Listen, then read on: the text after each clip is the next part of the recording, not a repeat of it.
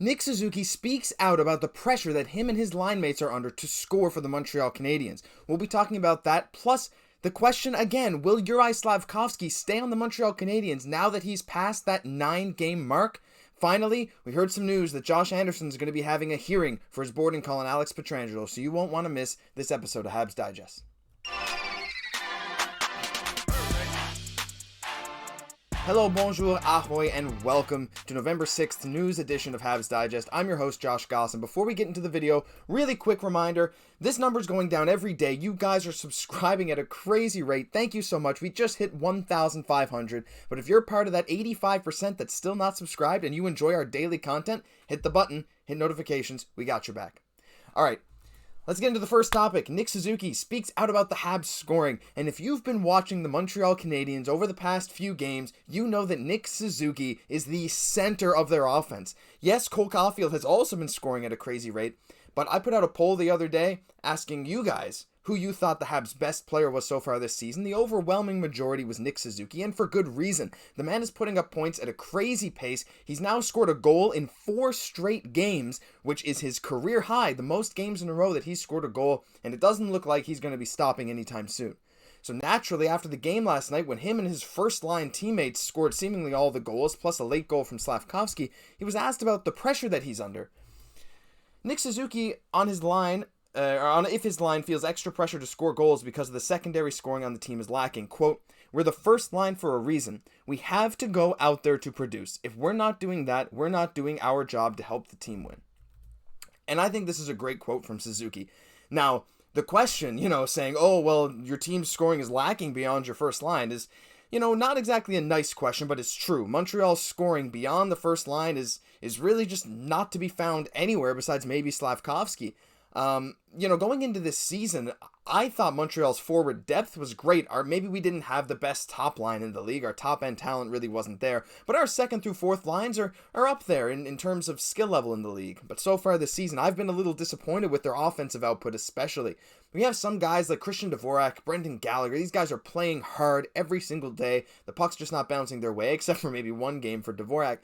But other than them, our top line looks like a legit top line, right? It's Suzuki, Caufield, and Dach. Dach is now up to 2 goals and 8 points in 10 games this season, or maybe 2 goals, 8 assists, 10 points in 12 games, something like that. But Dach has been incredible on this first line with them. He had 3 assists in our last game. But really, there is a lot of pressure, right?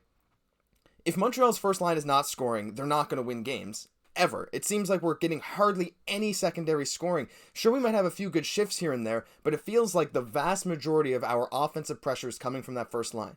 And Suzuki knows that, and he knew that question was a bit of a bait to try and throw his teammates under the bus, maybe the second, third line under the bus, but it didn't work. Suzuki, as our captain, of course, is mature as maybe anyone on this team as a 23-year-old, and he gave the diplomatic answer saying that, the first line's job is to go out and score. If they're not scoring, they're not giving their team a chance to win. It's true, but at the same time, we need to see Montreal's secondary scoring step up if we want to see continued success this season and even into next season. Let's move on to topic number 2 today. Why Slafkovsky will not be sent down. I know, I sound like I'm repeating myself. We talk about this all the time, but the thing is, we've hit that mark. We've hit that 9-game mark, and the decision has to be made. If Slafkovsky plays his next game for the Montreal Canadiens, I believe it's on Tuesday, then he will have to stay with Montreal this season, basically, because we're going to burn 1 year of his entry-level contract. And for me, if you watched our video talking about this the other day, myself and Jesse both said that we think Slaf should stay with the main squad. A lot of the time when you send a guy down to Laval, it's so that they can gain confidence and, learn the ice a bit better. Sure, Slafkovsky still has to learn the North American ice a bit, the NHL speed, when players are going to do what. You can tell he's a little lost at times.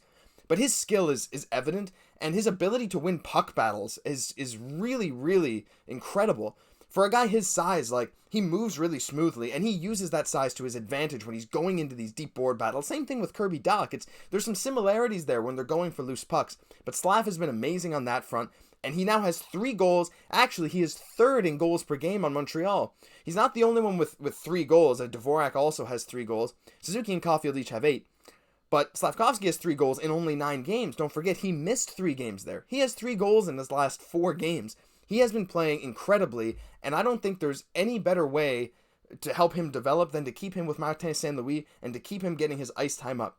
And not to mention, these 3 goals, he's the 3rd best goal scorer on the team so far this year, and he's getting 4th line minutes. Just 2 games ago, he played 8 minutes.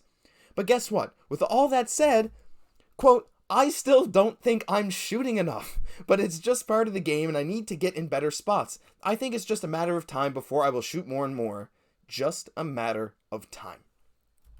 Now, does that scream confidence or what? This man is our 3rd best goal scorer this year so far, and he wants to shoot more. He's not happy with the spots he's getting to. He says he needs to get into better spots, set himself up better for shots. Like, he has 2 one-timer goals from the right hash marks already. Like, that is impressive enough. But this guy wants to shoot even more. And I can't help but think that Martin St. Louis is eventually going to bump Slafkovsky up. Not just because Slafkovsky is playing well in these 4th line minutes, but because he has shown so much chemistry with a lot of guys on the team, especially on the second power play that seemed to get a boost once we finally put him there.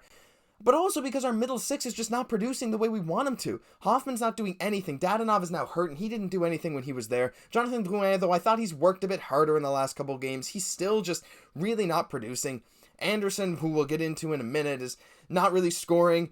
Gallagher's trying his hardest. Nothing's happening. We need a mix-up. The only scoring right now is coming from our first line. We need someone from the lower lines to step up and to really start producing points to back up our awesome first line. And I think Slafkovsky might just be the guy to do that. Of course, he has 3 goals and 0 assists through 9 games, but that's no fault of his own. It's not like he's playing with elite snipers. I mean, most of his minutes have been spent with, well, pretty much all of them with Jake Evans, and then maybe Armia on one side. I want to see him with Sean Monahan. I think that would be awesome. I think Monahan, especially once in the offensive zone, is one of the better creators on the team, if not maybe the best creator at just holding, well, maybe not the best. Suzuki's good, and even Drouin is good at times, but Monahan just controls the puck. He controls the flow of the game when he's in the offensive zone, and I think that's awesome. I think it's needed. I think Slafkovsky needs a change of scenery from this 4th line, and you can tell he just wants to get going, right? And, I mentioned that 9-game mark, and we're talking about Slafkovsky here at this 9-game mark. I don't know if a lot of you guys noticed, but, that 9-game mark is a thing that we've spoken about for Slafkovsky, but it also applies to the other rookies on the team. Kaiden Guhle and Arber Xhekaj have both they've passed the 9-game mark. They've each played their 10th game a couple games ago. And guess what that means? We've burned that first level of their deal, so it essentially means that Guhle and Xhekaj are probably going to be on the Habs roster to stay for the rest of the season. I mean, it's no surprise with Guhle, but, Xhekaj has been blowing expectations out of the water. Clearly the coaching staff and the management really like him. And so if they're staying up, why not keep Slafkovsky up? It seems like the team is playing well, even though, we have these bad stretches in the middle of games, like we saw last night against Vegas, like we saw against Minnesota, even Detroit a number of games ago. But it just feels like he needs to stay. It doesn't feel like they're going to send him down. I said this from very early in the season. It just didn't feel like he was going to get sent down. The way they were talking about him, the way they were treating him, it felt like they were just hoping that he was going to eventually break out, and guess what? He has started it, and it sure seems like he's going to be on Montreal until the final game of this season, and for many, many more seasons to come. Final topic of the video.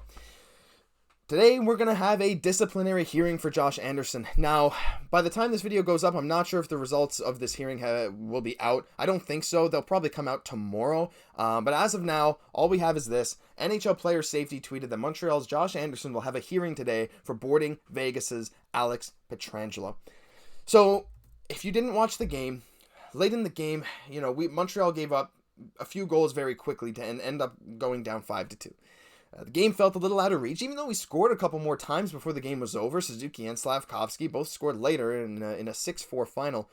But once we went down 5-2, you could tell the Habs were frustrated. We had taken some dumb penalties, gave up a power play goal, namely that Jordan Harris penalty that led to a power play goal for Vegas just after we had tied the game. And, it was frustrating, and clearly the players were frustrated. Josh Anderson has been a guy who has, throughout his whole career, has played with a ton of speed and a ton of physicality. He uses his body to his advantage.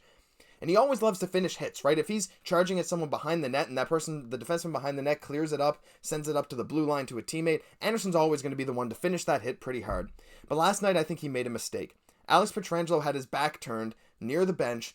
Josh Anderson ran him from behind, and Pietrangelo hit his face, basically, or his visor, right off the corner of the bench. Could have been a lot worse. Luckily, Pietrangelo's okay. I'm seeing a lot of Habs fans saying, oh, Pietrangelo turned his back at the last second. I think there's a bit of homerism there. I personally think it was a bad hit, a bad decision from Anderson. Now, by no means do I think Anderson is a dirty player, but I think this hit was a little dirty. I think it was ill-advised. I think he let his frustration come out. I think he had time to at least let up a bit. You saw him follow through on this hit right into the bench. He could have maybe tried to sidestep. He could have done a little bit more, I think, to avoid him. And with that all said, I think NHL will probably give him a 1-game suspension. Wouldn't surprise me if it was 2. Wouldn't surprise me if they just gave him a maximum fine.